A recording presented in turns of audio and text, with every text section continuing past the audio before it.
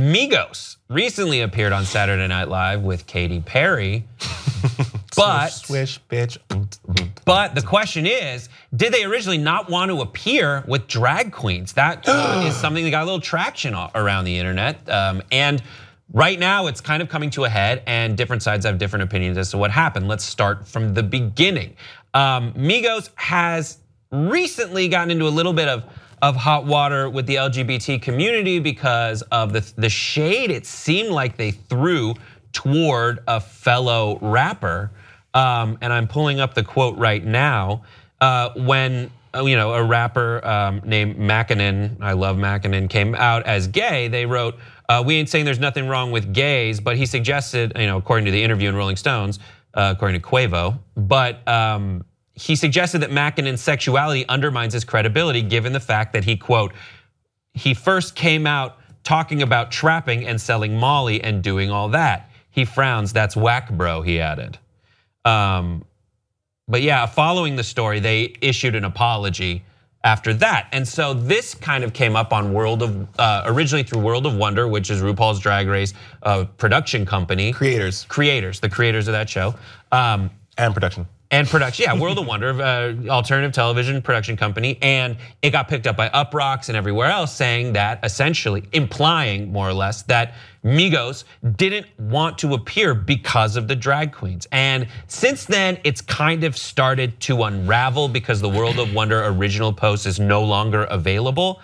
And of course, let's look at the photo of the performance itself. There they are, and there are drag queens. There are drag queens on the outside of it. Also, Britta Filter, who appeared in the performance, a drag queen, said that there was no drama with Migos, saying it was incredible performing with Katy Perry. She wanted to have all walks of life at the table. I was happy to represent all the drag queens. There was numerous changes throughout the rehearsal process. They chose to have only people of color at the table. There was no drama with Migos. Katy Perry's people also coming out and saying that this story is false. Do you buy it? What do you think? Yeah, I mean, I don't really. First of all, World of Wonder, the WoW Report, if you haven't subscribed to it, check it out. It's really, really cool. They are for sure building this huge empire of drag culture and drag content. The conversation I had about this story was homophobia within rap. Yeah. Because if Migos, let's say that they did feel that way, and if rappers care about their image, so if they did feel that way, that's probably why. But what really frustrated me more than that, Brett and Grace, is that what is the threat that these drag queens, if they felt threatened by them, poses to them? It's not like these drag queens are trying to hook up with them or anything like that. And also, why doesn't the rap community embrace the LGBT community more? Why is homosexuality and being gay such a threat to them? I don't understand that. And historically, that's always been within rap, and furthermore within the black community. Let's just keep it fucking real. I go to a black church sometimes down south, and guaranteed on any Sunday, the pastor will make a snide or backhanded remark about being gay or saying, living in sin, and it's just like, what the fuck? Why is that such a problem? Why does me being a black gay man, and not to make this about me, but just within the context of the story, why does being a black African-American male threaten you that much? And Migos, if they did have a problem with the drag queens, it wasn't that they were in drag, it's what they represented, and the affiliation to what they are representing. So it's just, that's what really bothered me about the situation. And if it's true, f them. Yeah, and I think a big thing though is if it's true. It's interesting that one of the drag queens that was in the performance has come out and said there was no drama. Katy Perry's camp has come out and said that the WoW initial report is down about this. That said, whether or not that this specific incident is true, we should be talking about there is a problem in rap right now with inclusion of the LGBT+ community, and it's a taboo thing for a rapper to come out and be like, I love gay people. I mean, when Tyler the Creator, came out in support of Frank Ocean, there was definitely some backlash that he received, and for featuring Frank Ocean in his music, and I think that that's something we need to acknowledge and just speak openly about. And I think that you really touch on it, Jason, when you were saying that rap is about image.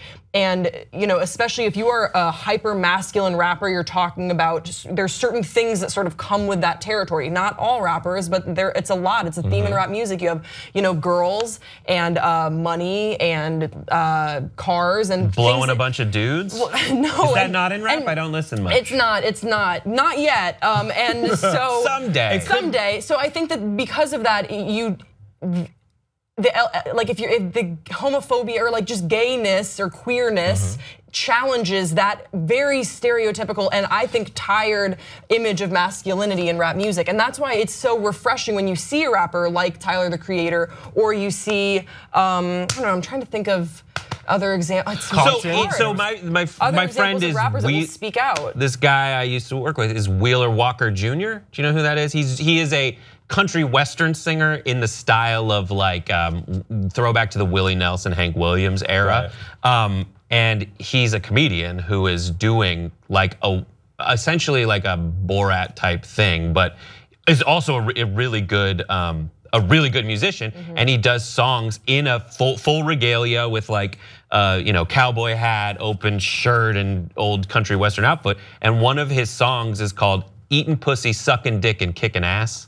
Good for him. And it's all about and he has a song called "Put a Finger in My Butt." And he's like this real hardcore country western guy being I can't get hard till you put a finger in my butt. It is a satirical way to turn all those expectations of just being we're cowboys and we're straight and shit, and it's all about me and my woman and my truck, and the kind of audience that would support that. And then just being like, you know what?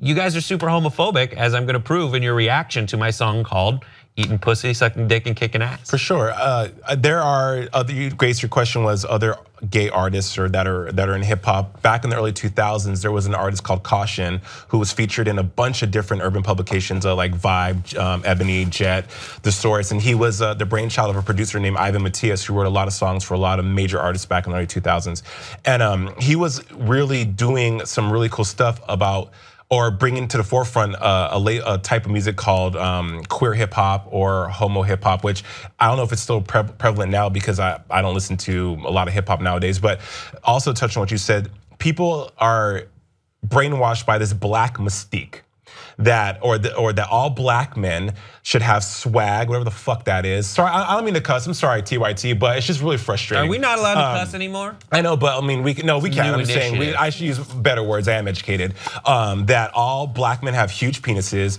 That we're all these savages. That we are the epitome of masculinity. And I think that fine, black men are masculine, but it shouldn't transform or transpire into, oh well, if you're a gay black man, you are less masculine. And I think that's what rap, the underlying message that not all rap, as you said earlier, is pushing out there, and that's a conversation. Those are the things that needs to change. It goes back to, for me, what does being an ally mean for you? So if it's just being a silent ally, just being like, yeah, I'm cool, but I don't want to say anything because I don't want to isolate my audience. That's not enough, I think, in this day and age. That's why I keep on saying Tyler the Creator. I wish I could think of someone else, but I can't. And I think that that's why I really celebrated what he did, because he came out and he's like, yeah, I fuck around with gay people. I'm cool with gay people. They are my friends. I have no problem saying that. And he wasn't afraid of the backlash within the rap and hip hop community. I think that was really cool, because I think there are, unfortunately, a lot of silent allies in the rap and hip hop world, and that's just not good enough in this day and age, where it's like ostensibly we can assume because of who they are friends with and how they act at award shows and who they perform with that they are cool with gay people, but they don't want to say it in an interview. And when they are asked about it or when they are pushed or questioned, they will actually be like, yeah, that's not me, or you do you, but whatever. No, it's not good enough. You have to be more outspoken for there to be true equality. It's way weirder when this reaction to Offset, someone in me, the guy in Migos, was when he heard that there was support for Mackinnon coming out, he said, or however you say Mackinnon, he goes, that's because the world is f***ed up. That's why there's support. I mean, and then saying that like it's weird because he first came out talking about trapping and selling Molly. It's like you can still do that and be gay. It's weirder if your reaction is, I'm not gay, when someone says they're gay, for you to be like, I'm not gay, and gay people can't be like me. Like that's weirder than just being like, sure, great, cool. That's fine. Next Are we getting question. lunch? Yeah. I want to say this though, Grace. I'm asking you a question. In your whole outfit, what percentage of your outfit is your socks? What percentage? Like just ballpark. Probably like 5%. Perfect. Okay, so with that said, someone's sexuality, audience, is this much of who they are as a person. It's this much. People are so multifaceted and they have so much more to offer that for anyone to just put so much emphasis, haha, like how I said that, emphasis on their sexuality is a waste of your experience with that person. Sexuality is something that's fluid amongst people, and it should not denounce or it should not be the overall outfit that you see someone wearing. Yeah. It's 5%, Grace's socks are 5%. Now, Grace, for you, and I know it's such a weird analogy, but I think I actually like it because I have a really good pair of socks on today. It's the Detroit Pistons Bad Boy socks. Oh, dang, way to go. I was very prepared for this question. The point I'm making is this, that the conversation needs to move on beyond someone's sexuality and just leave it at, okay, they're gay. Fine. Are they a good person? Do they do great things for people? Are they good natured? That's where the conversation needs to be at. And also, if you're thinking that all black men need to have swag and be these hyper masculine savage beasts that I've been told through social media and through my whole lifetime that that's how they're supposed to be portrayed, as is this heightened sense of masculinity, that needs to be changed. And really think about those things. Really think about those stereotypes you're placing on people, because more times than not, they're freaking wrong.